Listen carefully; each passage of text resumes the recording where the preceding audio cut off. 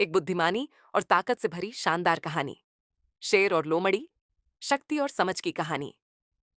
एक विशाल और प्राचीन जंगल में, जहां पेड़ पुराने रहस्य फुसफुसाते थे और नदियां चांद को लोरी सुनाती थीं, वहां एक शक्तिशाली शेर रहता था, जिसका नाम था राजन। वह जंगल का राजा था, बलवान, घमंडी और सभी जानवरों से डराया गया।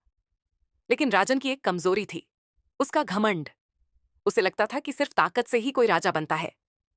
एक दिन जंगल में घूमते हुए राजन ने एक चालाक लोमड़ी को देखा, जिसका नाम था कवि। कवि एक बरगद के पेड़ के नीचे आराम कर रहा था। बाकी जानवरों की तरह वह डरा नहीं, न ही भागा। उसने बस झुककर कहा, प्रणाम महाराज। राजन को आश्चर्य हुआ।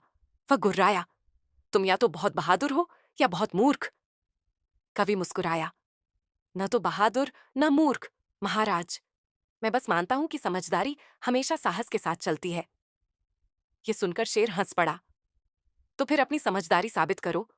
कल मेरी गुफा में आओ और मुझे कुछ ऐसा सिखाओ जो कोई और जानवर कहने की हिम्मत नहीं करता। अगले दिन कवि आया और जंगल का नक्शा बालू पर बनाया। उसने कहा, आप जंगल पर राज करते हैं, लेकिन उसे सच में नहीं जानते। आप अपनी गुफा की रक्षा करते हैं, लेकिन उन नदियों को भूल जाते हैं जहां हिरण पानी पीते हैं। राजन ने गुस्से में कहा, मेरे पास इतनी छोटी बातों के लिए समय नहीं है। कवि बोला, और जब छोटी बातें बड़ी हो जाती हैं, तो वही खतरा बन जाती है। तभी एक भयंकर दहाड़ गूंजी। एक और शेर, युवा और तेज, जंगल में आ गया था। जानवर डरकर भागने लगे और राजन युद्ध के लिए तैयार हुआ। लेकिन वह युवा शेर सीधे लड़ने नहीं आया।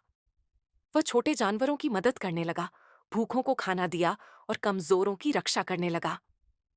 जंगल में कानाफूसी होने लगी। एक नया राजा आ गया है। राजन गुस्से से चिल्लाया, मैं उसे अपने पंजों से कुचल दूंगा। कवि ने सिर हिलाया, या आप बिना लड़ाई के जीत सकते हैं। कैसे? शेर ने पूछा। चालाक योजना। कवि ने राजन के कान में एक योजना फुसफुसाई। अगले दिन राजन ने युवा शेर को दावत पर बुलाया। उसने सबके सामने उसकी प्रशंसा की। जंगल का एक हिस्सा उसे सौंपा और कहा, अब से तुम दक्षिणी पहाड़ियों के रक्षक हो। युवा शेर झुककर बोला, मैं आपकी सेवा करता हूं महाराज राजन। जंगल तालियों से गूंज उठा। बाद में राजन ने कवि से कहा, तुम सही थे। ताकत शरीरों पर राज करती है, लेकिन बुद्धि दिलों पर।